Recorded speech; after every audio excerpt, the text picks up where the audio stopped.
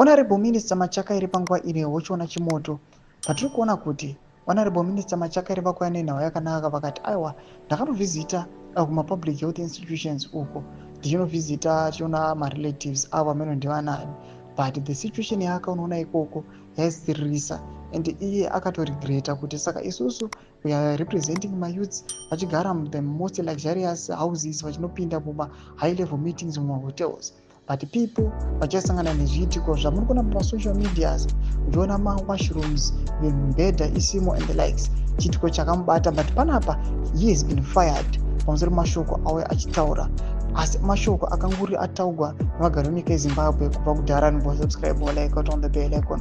Timida paendo yafadza mhera mudanyora chiti. So when we will be raising alarm about the dilapidated state of the public health system, do you think we will be lying? Are you only concerned not because it has affected you directly? Do you ever raise these issues with Minister Kumbeshora in your cabinet meetings?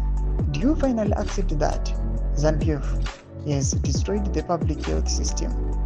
Would you consider that Idi Mnangagwa has failed to deliver on his promise of quality health care for all? We have nobody else but yourselves to blame since you have been in power for 45 years. Mauro Yanyika, what a mess. All of you must resign. We need new leaders. Ndomasvika tiri kuona kuti vana Machakairi vachifaiwa nemaadvocate vachinzi makunga vachizoita action right now, kuti hama dzenyu dzaafectiwa. Makuona this effect muzvipatara it is now affecting you directly, but pataikudzai kubva kare kunana 2020 uko maingonyarara just because maiona kuti zvinhu zvakakunakirai. Imbotidzai mafunguro enyu muri kudii pamusoro pechiitiko ichi yatiri kuona kuti aiwa panapa havanyatsokudzwa kunzi chibvumai kuti your leader akonewa nyika. Pina comment section medu dzamafunguro enyu. Subscribe or like, turn on the bell icon.